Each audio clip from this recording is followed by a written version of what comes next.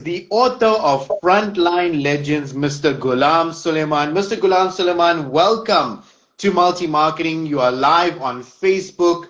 How are you doing this evening, my sir? Thank you, Noshad. I'm very well, thank you. And I trust you are well as well. I'm doing well. Thanks for asking. So, like I was explaining to the viewers just before you came on, you are the author of Frontline Legends, which is a true crime non-fiction book that is available on mmstore.co.za in both ebook and physical paperback. So, you are here this evening to speak to us about that book, Frontline Legends. But before we get into that, just introduce yourself to everyone who's watching here on Multi Marketing. Who is Mr. Goolam Suleman? All right. Firstly, thank you very much to Multi Marketing for giving me or granting me this opportunity to and showcase my book, Frontline Legends. It's really indeed a pleasure for me to be online with you directly for the interview. In introducing myself, I'd like to very briefly give you a background or give your listeners a background as to myself personally, as to who I am. I'm a business and legal intermediary, and I have a tremendous amount of legal experience. Hence, the opportunities for me to write on true crime and nonfiction books, which captions a lot of court trials, etc. So that being my forte, it obviously puts me into a very strong position in terms of dealing with matters and books and narratives as such. And currently, I'm obviously in the business and legal intermediary position, where I serve the local business and the legal profession, somewhat semi-retired, but I'm still active, and I try to serve my community both in the business field and the legal field to the best of my ability. All right. So there you have it, ladies and gentlemen, the credentials of the author himself who has written this book, Frontline Legends. Now, coming on to your book, Frontline Legends, what is it about and what inspired you to write it? Well, there's a couple of issues that I could actually raise in terms of what really inspired me to write the book.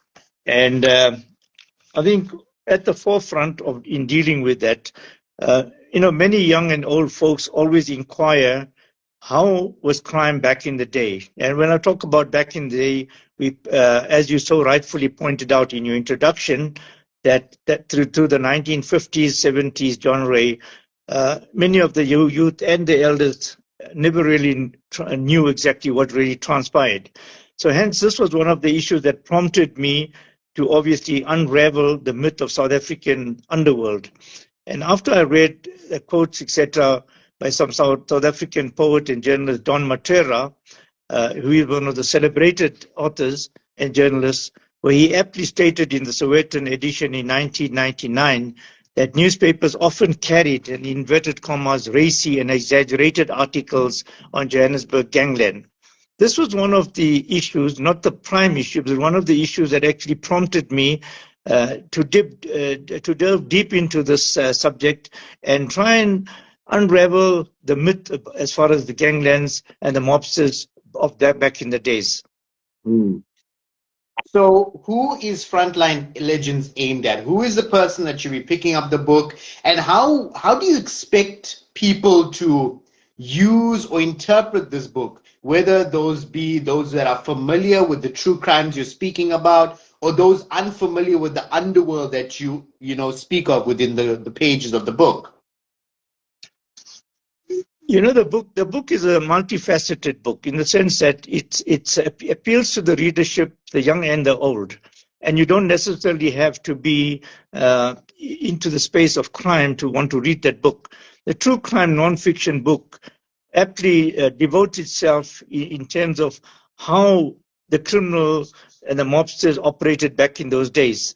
And when I look at the material contained in the Frontline Legends, it provides an excellent platform for avid readers of criminology, law students, including members of a legal fraternity. And Frontline Legends comprises of criminal incidents that occurred during the genre 1950s to 1970s and 80s, when capital punishment, death penalty, was the ultimate punishment meted out to those found guilty of serious offenses such as murder, rape, robbery in South Africa. So in my circumspection of the book and the narrative itself, I've tried to illustrate to the best of my ability the opportunity and drawing the analogy of how the current status quo of crime as opposed to what really transpired in those good old days.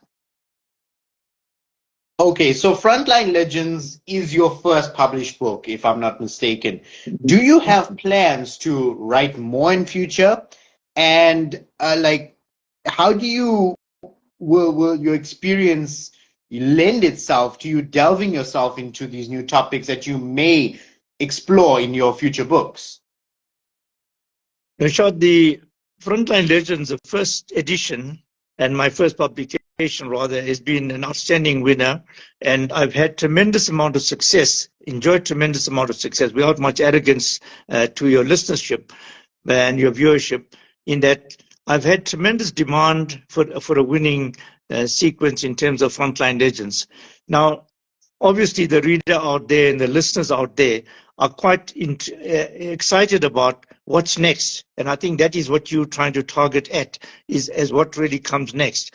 I'm busy currently with the sequel to the book. That's the first part of it. And the sequel to the book is obviously much more exhilarating and much more informative, where I take certain matters or certain stories that are contained in the Frontline Legends to the next level, meaning that I'm giving the readership and the listenership a little more in-depth, exciting ideas as to what really happened and how the material actually collectively is combined to put Frontline Legends together.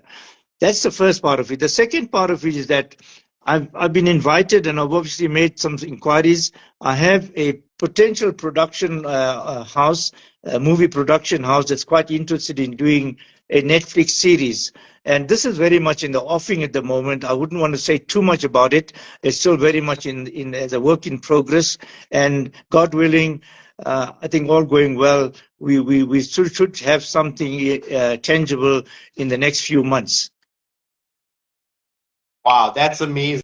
So, if anyone wants to read that second book, I would strongly advise you read Frontline Legends first, because obviously, to understand a sequel, you have to begin with the original. So, obviously, guys, if you want to buy a copy of Frontline Legends, mmstore.co.za is a place to go. Coming into you being a published author now, how have people around you reacted to you being a published author? And how has it impacted on you both personally and professionally? Well, look, there's somewhat a mixed feeling in terms of readership, because everybody's not going to walk into a bookstore or store and say, I want a true crime nonfiction. Some would want to go for a fiction book, some would want to go for a romance book, etc. So given that the fact that you've asked me now as to how the readership would actually view and receive my work, and how do we expect to see Frontline Legends grow into the next genre, is that I've had a tremendous amount of feedback from the people out there, both professional, business-wise, and the man on the street, in the sense that they've been excellently receiving my work, and I've received a lot of compliments. And these compliments, as much as I don't want to be arrogant or sound arrogant to one and all of your listenership, is that they patted me virtually on the back and said, listen, you've done a sterling job, and we really didn't expect this type of material to come through.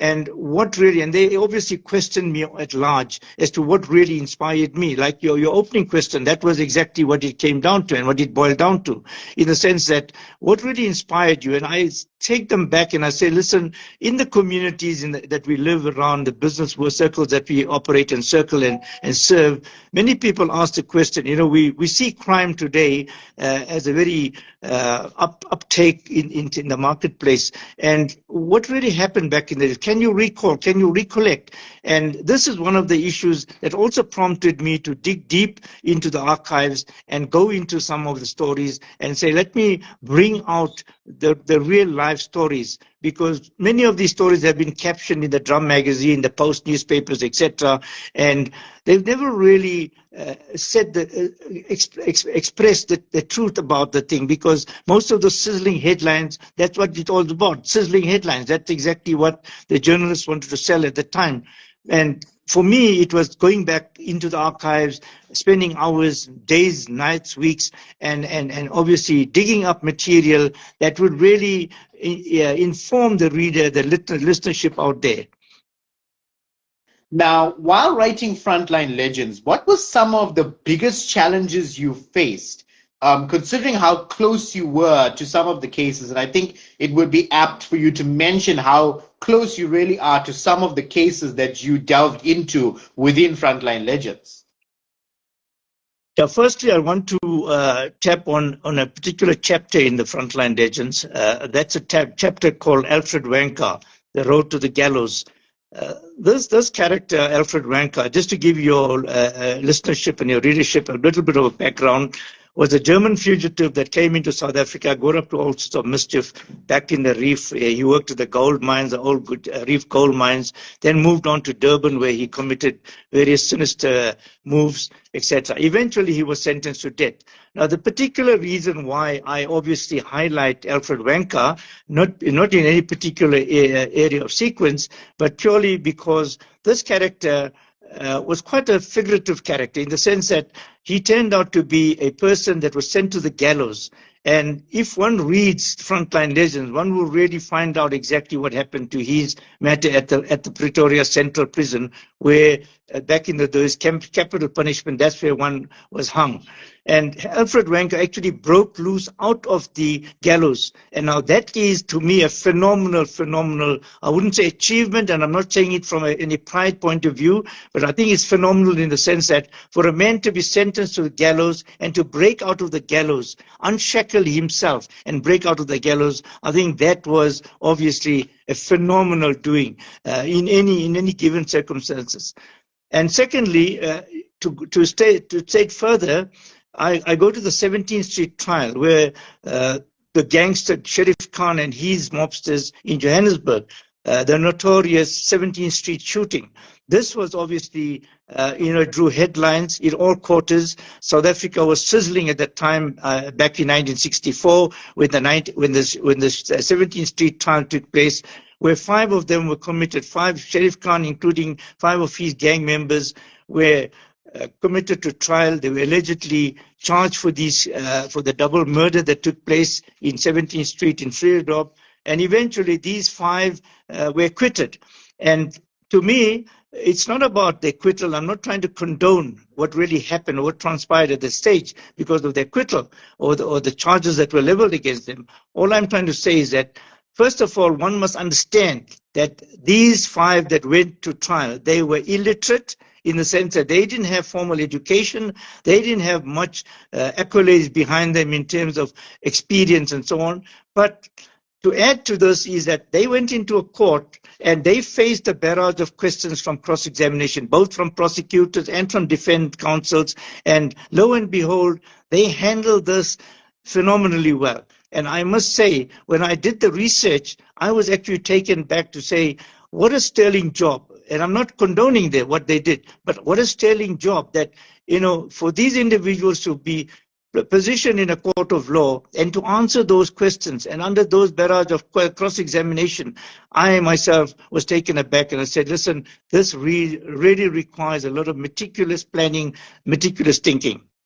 Indeed. The cases and the way in which these culprits, to put it lightly, got themselves out of sticky situations is really the stuff of movies. Like, you'd go to the movies and you'd see some amazing acts, but here are real life people that performed such things, which makes Frontline Legends a true crime non-fiction thriller in its own right, because you're reading about some things that you would probably only see in movies, but here you have it happened in real life. You're reading about exactly what happened.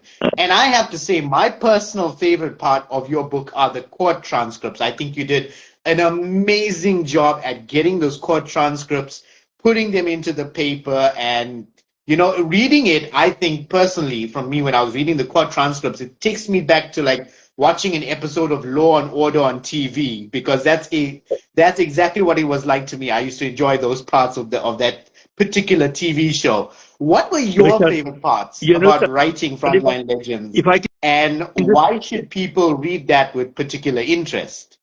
Okay, Nusrat, if I can just come in here, and I think you've touched on a very, very sensitive part of the book. And I just want to, if I, with your permission and with your listenership permission, read a bit of excerpt from my book, and then I will explain to you exactly how I actually arrived at what I did and how I condensed and comprehensively put together the book.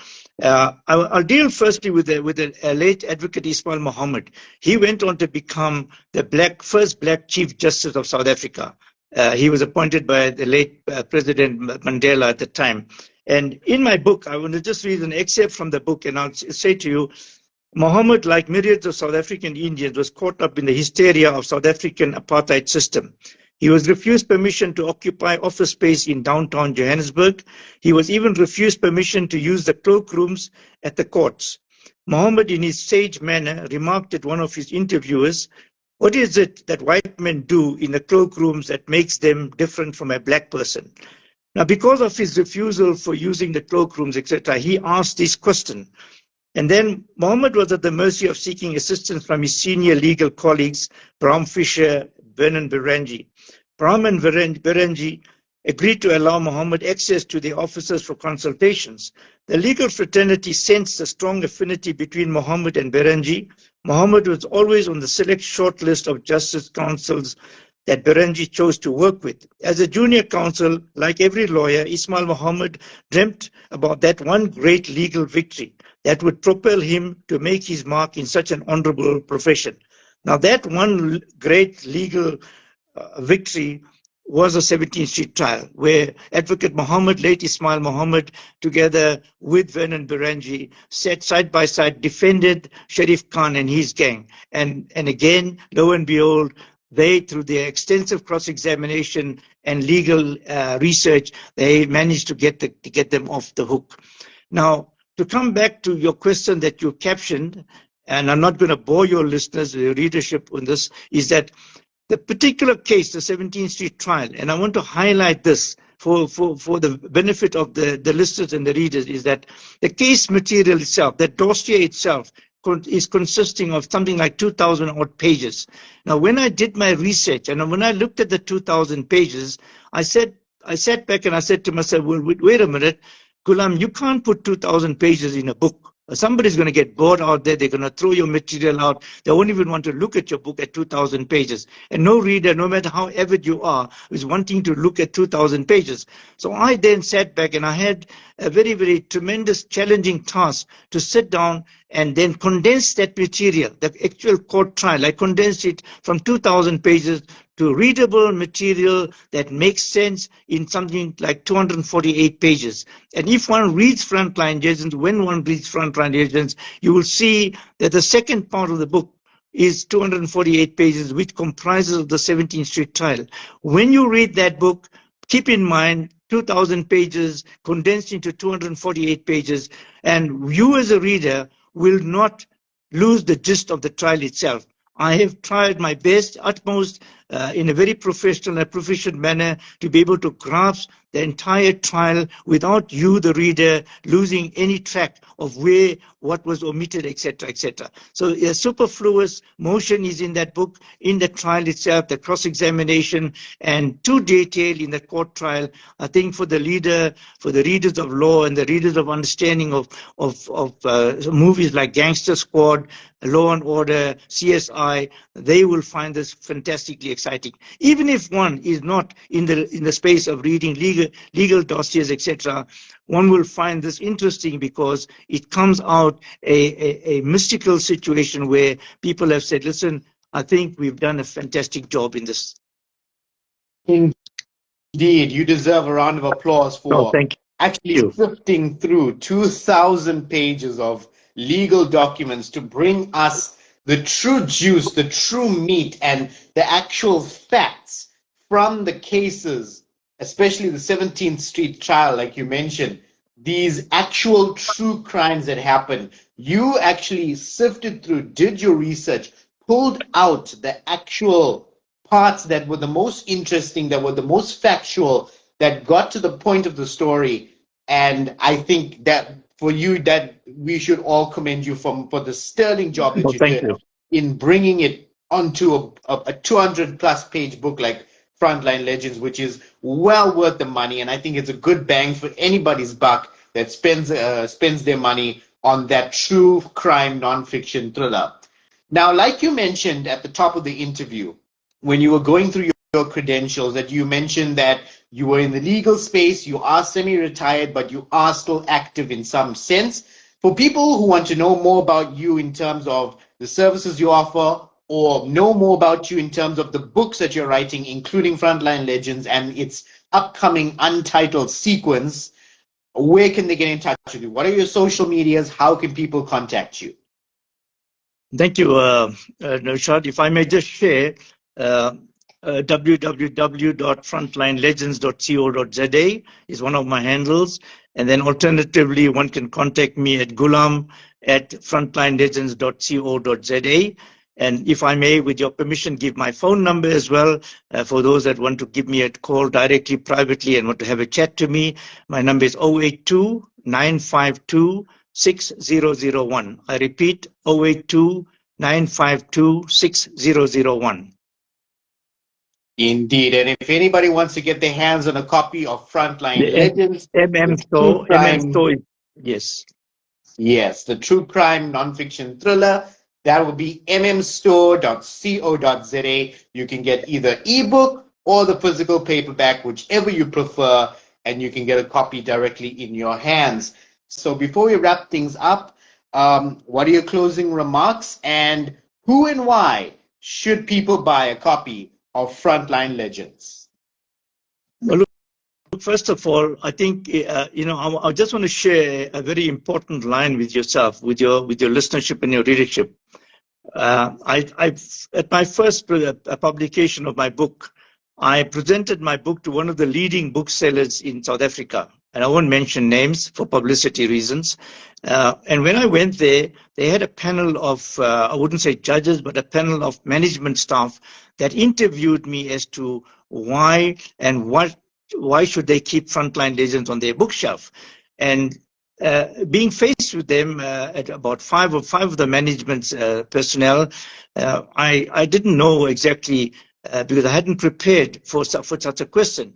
One of the managers or senior management personnel asked me a question and said to me, okay, I see Frontline Legends is beautifully bound. It's a beautiful compilation, etc. It looks exceptionally brilliant in terms of its publication, and you must have put in a lot of work in this. But can you give me one reason as to why we, as one of the leading booksellers in the country, want to stock or wish to stock your book in our bookstores? And I said to myself, at that time I was just caught a bit off guard because I wasn't prepared for such a question, although trivial as it may sound.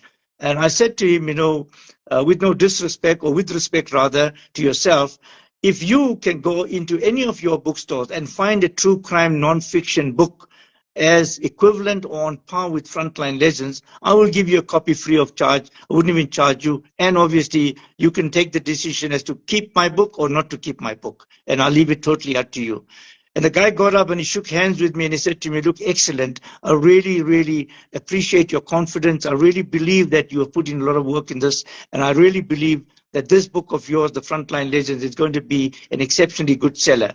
And hence, I was acknowledged by them, and they granted me permission or consent as a vendor number or a registration of vendor number. And they said to me, you can supply our stores countrywide without any problems. So that, that sort of compliment really goes back. It really breaks down into the effort that we put into this work. And I must just say, for the benefit again of the readership and the listenership, is that I've taken a lot of pains to prepare Frontline Legends. Frontline Legends is just not a ordinary A5 POR bound book. It is a book that is thread sewn, which obviously added costs come into play, and the reader can obviously preserve this book for years to come, for children, grandchildren, etc., etc.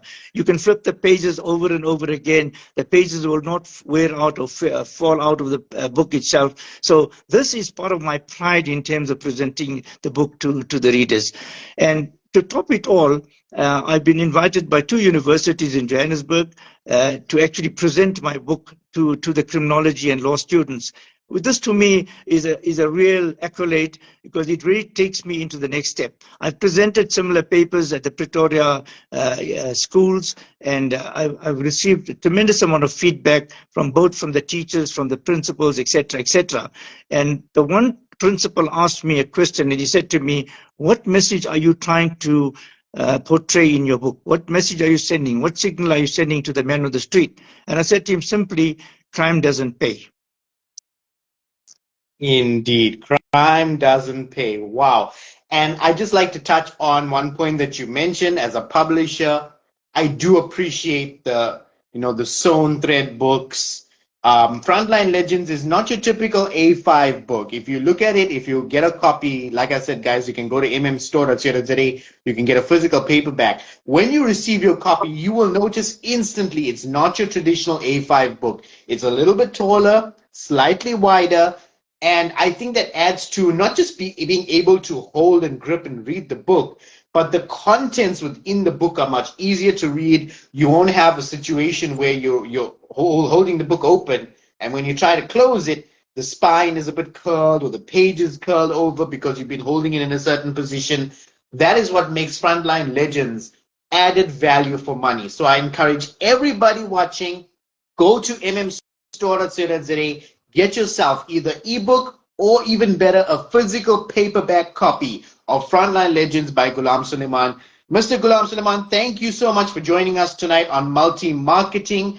And obviously, this interview will be broadcast as well countrywide on Underground Radio. And I thank you for your time this evening and sitting down with us for this interview.